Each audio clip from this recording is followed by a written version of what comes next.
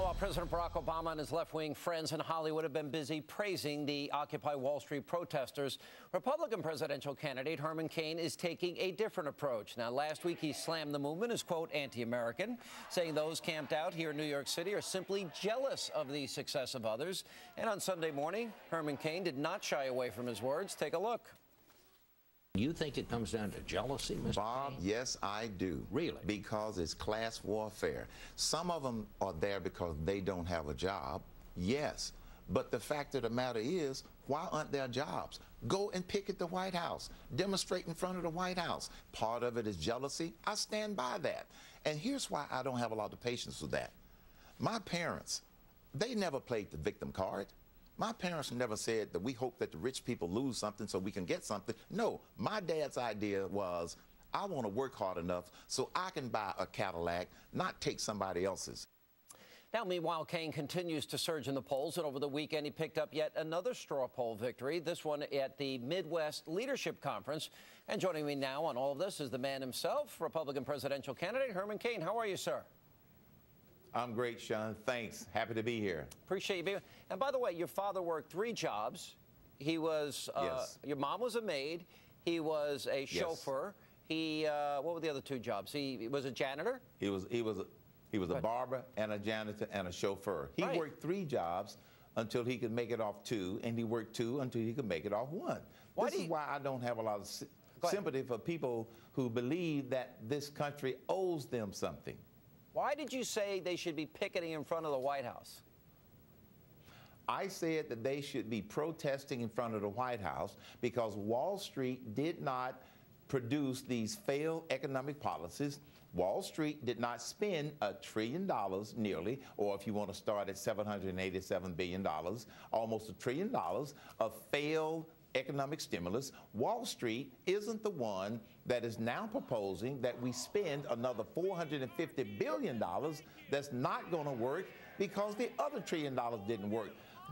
Their frustration should be directed at the White House. Sean, I believe that this is a coordinated effort on the part of the unions and Obama supporters to distract the American people from the real problem, which is the failed policies of the Obama administration. Well, listen, if his policies had worked as he said they would, you know what? A lot of people would be working and wouldn't have time to be out there protesting. You made some very interesting comments that I find fascinating, and I want you to expand on them. One is, you said, if you're not rich, blame yourself. And the other thing you said was, you don't believe racism is holding anybody back in a big way in this day and age today. Explain those 2. Yes. All right, let's start with the one about if you're not rich or if you're not financially secure, blame yourself. First of all, one of the reasons that a lot of people are struggling is because this economy is on life support. It is the direct result of failed economic policies. Secondly, relative to the racism thing, Sean, I graduated from college in 1967. This was a few years after the Civil Rights Act of 1964, the Voters' Rights Act of 1965. I was able to climb the corporate ladder at Pillsbury. I was able to climb the corporate ladder at Burger King. I was able to be head of Godfather's Pizza, took that company and prevented it from going bankrupt. I headed up the 2nd largest employer in the country, the National Restaurant Association. Don't you think that if I saw racism along the way in all 4 of those or 5 ventures that I would have recognized it? This is why I don't have a lot of patience for people who want to blame racism on the fact that some people don't make it in America. One of the greatest things about this country, Sean, and I have experienced it, if you put your mind to it, and you don't play the victim card, you can do whatever you want to do in this country. I am walking proof of that. You know what? I think it's a great message for everybody. Look, there is some residual racism, but don't let any obstacle get in your way. And if you do a good job, I agree with you. I don't think you can fail in America. Now, you said, perhaps somewhat, you're a bit of a prophet looking into your crystal ball, that, you know, now that you're surging in the polls, you said that there's a bullseye on your back. I saw tonight that Harry Belafonte said that Herman Cain is a totally false bad apple in the black community. And Cornel West said the following. I want you to watch this. All right. What do you make of what Herman Cain said? He did acknowledge that racism exists, but he says, you know, it doesn't matter that much, that more of it is about actually working hard and making opportunities happen for yourself. Well, one, I mean, black people have been working hard for decades. I think he needs to get off the symbolic crack pipe and acknowledge that the evidence is overwhelming. Get off the symbolic crack pipe? You're a totally false bad apple in the black community?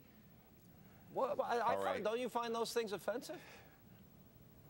Yeah, I do find them offensive. Okay, let me respond to Professor West first. That's the difference between someone who has spent their life in academia and someone who has spent their life in the real world. I've been in the real world. He's been in academia. So he's back on this symbolic stuff. As far as Harry Belafonte's comment, look, I left the Democrat plantation a long time ago. And all that they try to do when someone like me, and I'm not the only black person out there that shares these conservative views, the only tactic that they have to try and intimidate me and shut me up is to call me names and this sort of thing. It just simply won't work. Professor West has been in academia too long. He is out of touch with the real world. I have worked in the real world. I have worked and I have spoken at tea parties. As far as this, on Wall Street demonstration stuff, look, they are now trying to legitimize themselves by comparing it to the Tea Party movement. There is absolutely no comparison. The Tea Party movement in this country, I call it the citizens movement, Tea Party movement. They had 3 objectives: fiscal responsibility, basically promote the free market system, and enforce our laws. This group and other groups around the country that are creating all this mayhem, protesting against Wall Street, what are they looking for? They don't have real clear objectives like that. Do they want the people on Wall Street to come out of their offices and write them a check? I don't think that's going to happen. So this is totally different from the Tea Party. They are just trying to legitimize themselves by comparing it to the Tea Party movement. Not the same. My good friend David Brody had an interview with you on CBN at the Value Voters Summit in which you got a tremendous response. You keep winning these straw polls. Your numbers are going through the roof and continue to. And he said, are you ready for all the gotcha questions? You know, who's the president of Uzbekistan, et cetera? And you had a pretty funny answer. Yeah, you know, ever since that Florida straw poll, there's been this big bullseye on my back. It's coming from Harry Belafonte. It's coming from from Professor West. It's coming from everybody who do not like the fact that I, as an American black conservative, am in a position to be able to speak my mind and tell the truth and wake people up. They don't want a lot of people to wake up, especially black people. I've also said, Sean, which also receives some criticism, that a large percentage of American black people are thinking for themselves. That's the good news.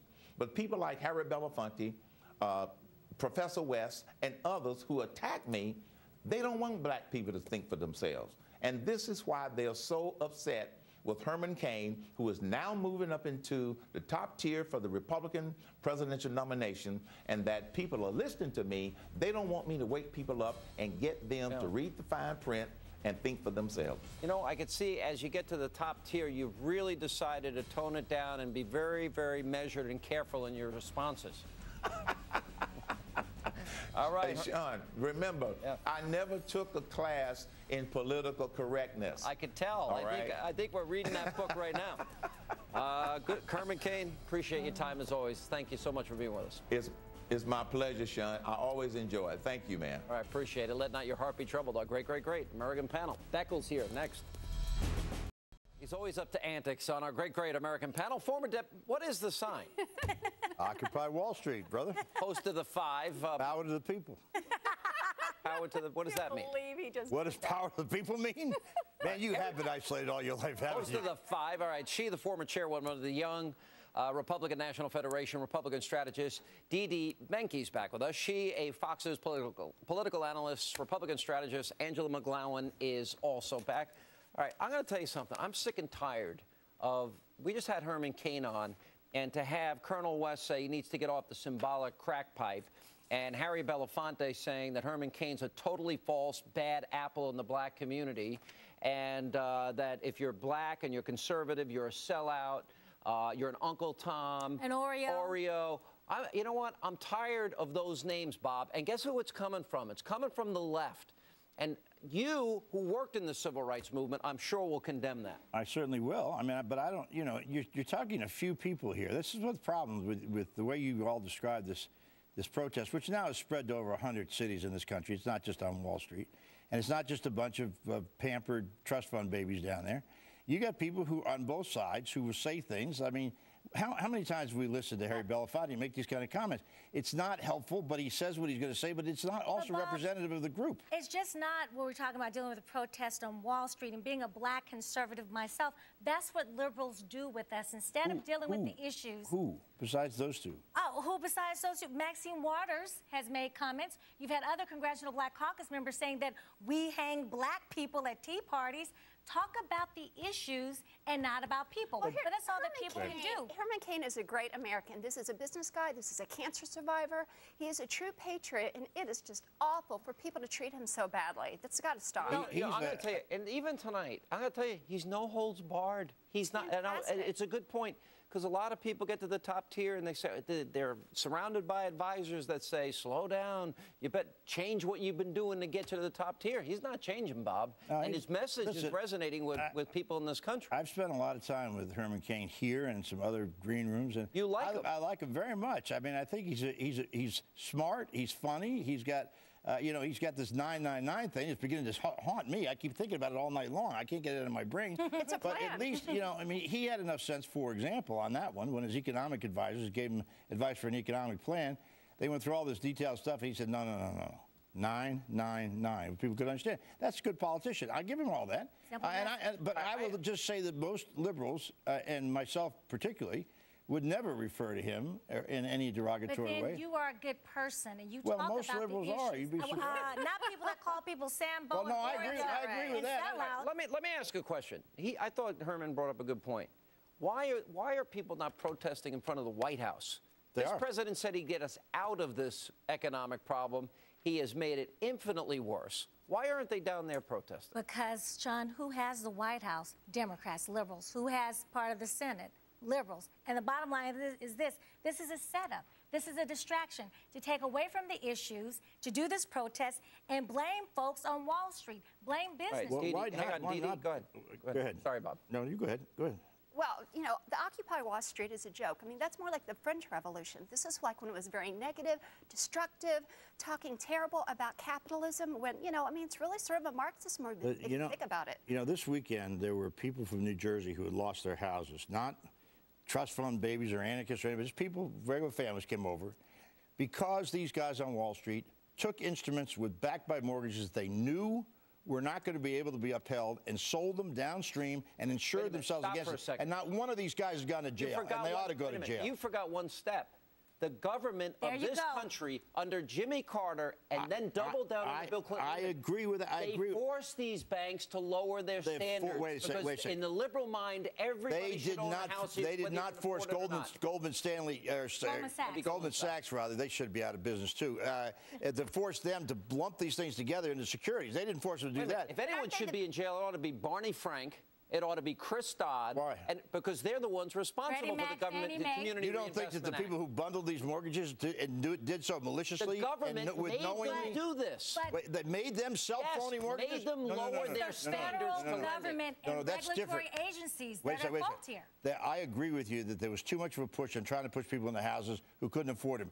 But that's completely separate apart from these bankers that took those mortgages, bundled them together knowingly and with malice, a forethought. The banks never would have given the loans had the government not. I'm talking about investment bankers. I'm not talking about the family. Rule. They're negative mob rule. I mean, the mobs are on Wall Street who control Wall Street. That's the mob. Great American panel coming up next.